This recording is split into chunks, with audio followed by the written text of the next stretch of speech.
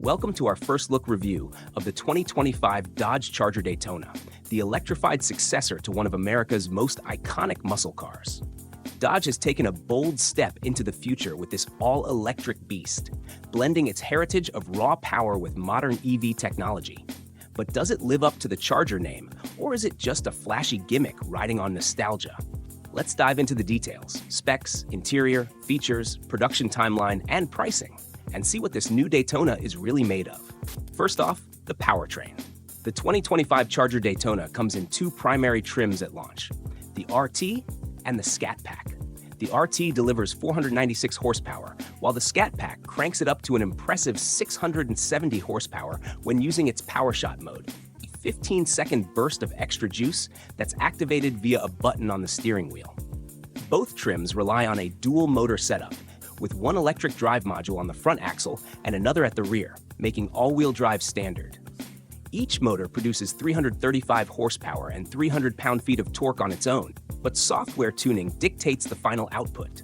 The Scat Pack's 670 horses propel it from 0 to 60 miles per hour in a claimed 3.3 seconds, with a quarter-mile time of 11.5 seconds at around 120 miles per hour.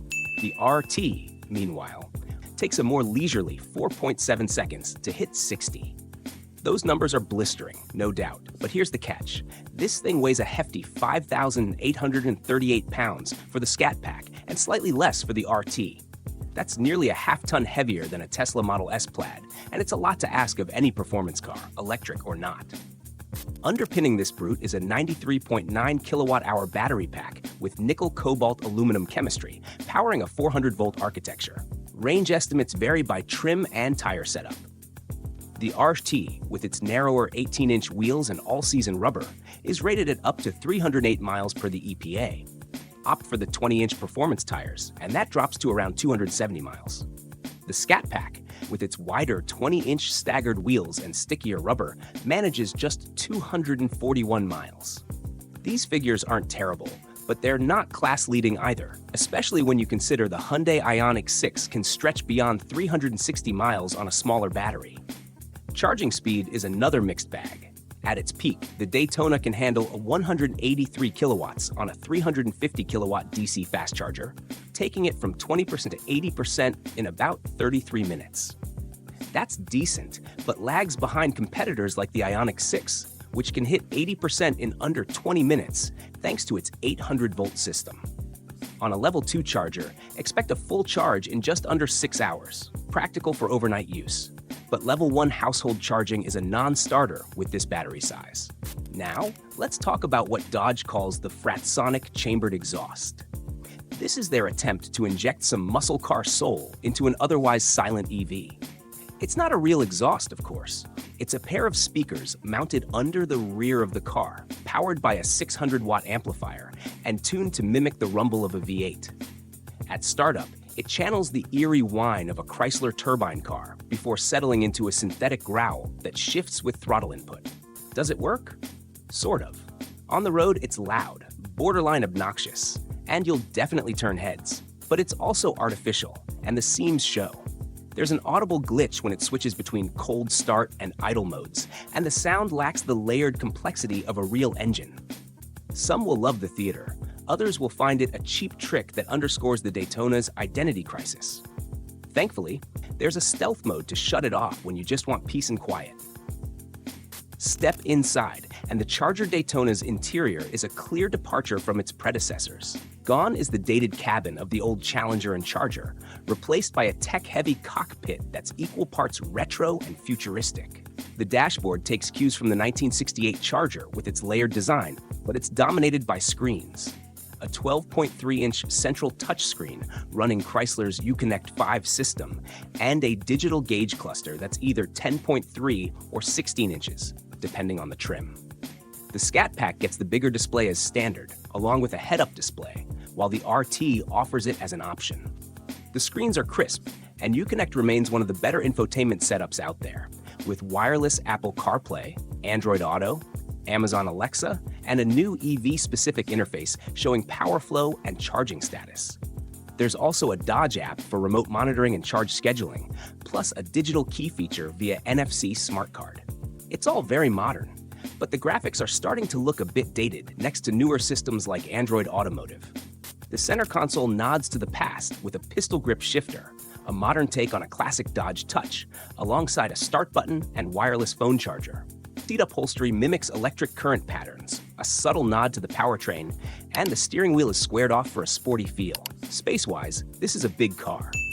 The two-door coupe offers 42.6 inches of front legroom and a surprising 37.2 inches in the rear. More usable than a Mustang's backseat, though still tight for adults on long trips. The four-door sedan, which we'll get to in a moment, should improve on that. Cargo capacity is respectable at 38.5 cubic feet with the rear seats folded, plus a 1.5 cubic foot frunk that's more symbolic than practical. Material quality, though, is a letdown for the price.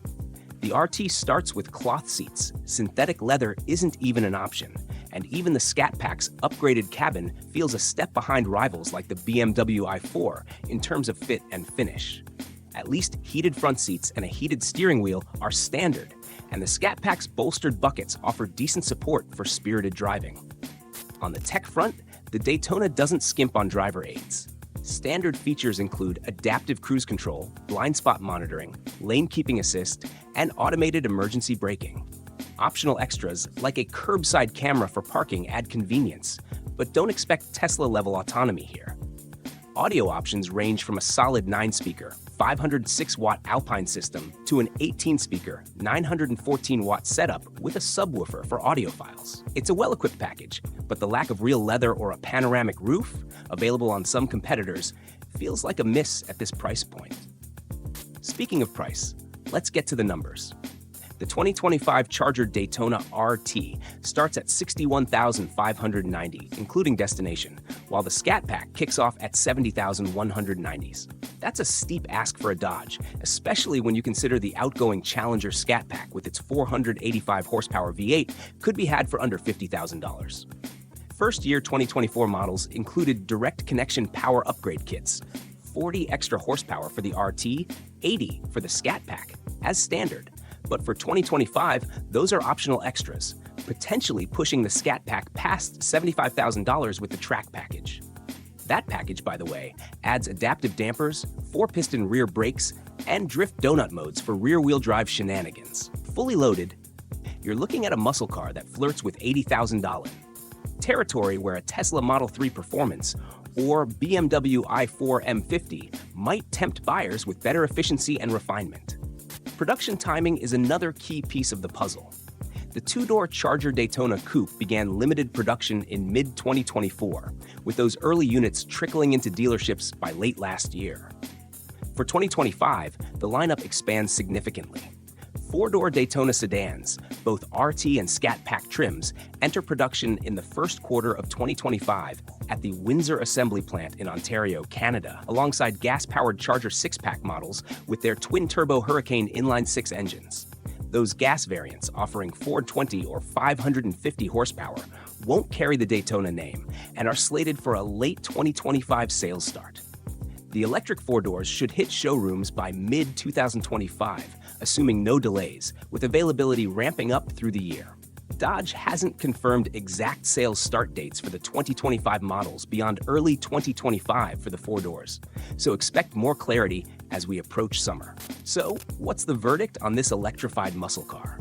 On paper, the 2025 Charger Daytona is a powerhouse. The performance is undeniable. 670 horsepower and instant torque make it a straight-line monster. And the all-wheel drive grip gives it an edge over the rear-drive Hellcats of old.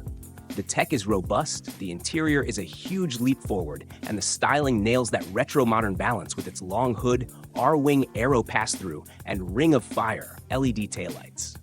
But it's not without flaws. The weight dulls the handling compared to lighter EVs, the range and charging speed are middling, and the synthetic exhaust feels like a compromise that won't fully satisfy purists. At $60,000 plus, it's also a tough sell for Dodge loyalists who loved the old V8's bang-for-buck value. The Charger Daytona is a fascinating experiment, an attempt to drag muscle car culture into the electric age without losing its edge.